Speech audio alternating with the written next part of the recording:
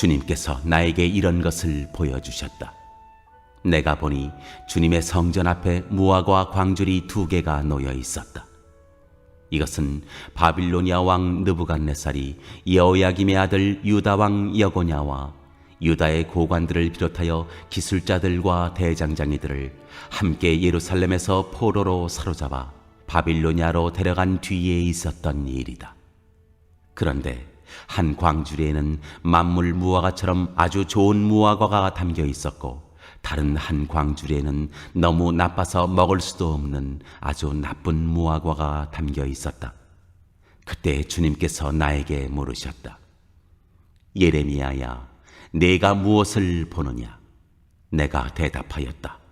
무화과입니다. 좋은 무화과는 아주 좋고 나쁜 무화과는 아주 나빠서 먹을 수가 없습니다.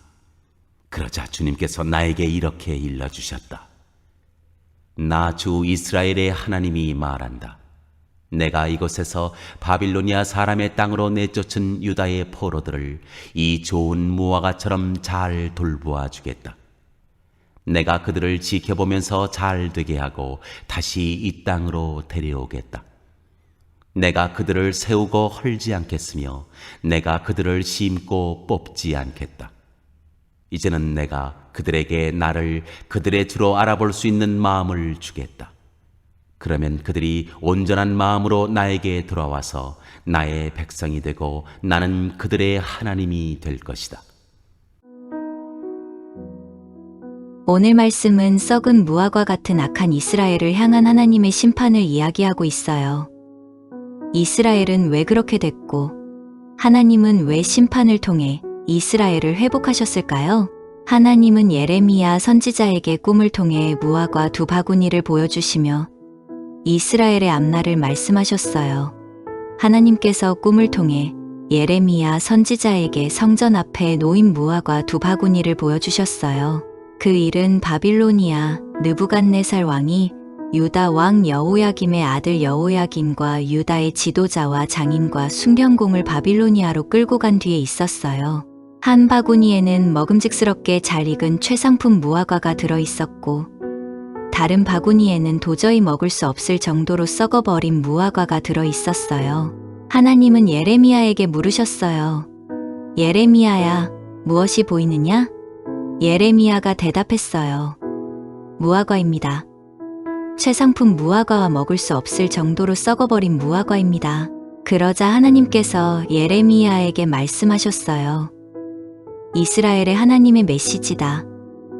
내가 멀리 바빌로니아 사람들의 땅으로 보낸 포로들은 최상품 무화과와 같다.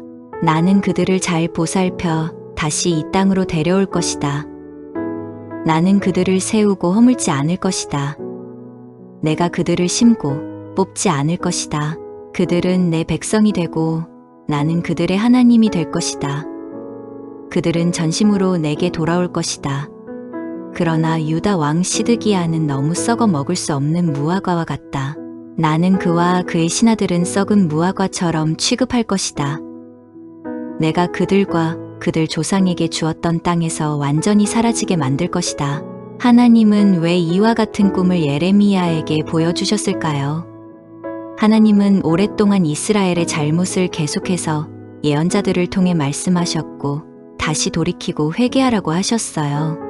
그런데 이스라엘은 하나님의 말씀을 듣지 않았어요. 그래서 하나님은 진노하셨고 바빌로니아 느부갓네살 왕을 시켜 이스라엘을 치게 하셨어요. 그리고 70년 동안 바빌로니아 식민지로 지내고 왕자와 지도자, 기술자 등을 바빌로니아의 포로로 잡혀가게 하셨어요. 하지만 하나님의 뜻과 계획은 크고 높으세요. 이 일은 이스라엘 백성들에게 엄청난 고통과 환난이죠. 하지만 그것으로 끝나는 것이 아니었어요. 하나님은 바빌로니아에서 하나님을 잘 섬기고 믿는 백성들을 다시 일으키고 회복하시기 위함이었어요. 하나님의 심판은 곧 구원이에요. 바빌로니아로 끌려가서 살든 가나안 땅에서 살든 이스라엘 백성에게 중요한 것은 하나님 신앙이에요. 하나님은 이스라엘 백성들이 어려움을 통하여 다시 하나님을 믿고 신뢰하길 바라셨던 거예요. 우상들이 이스라엘을 살게 하고 복주는 것이 아니라 참된 신은 오로지 하나님 한 분뿐임을 이번 일을 통해서 깨닫고 배우길 원하셨던 거예요. 따라서 하나님은 심판을 통해 이스라엘을 구원하셨던 거예요.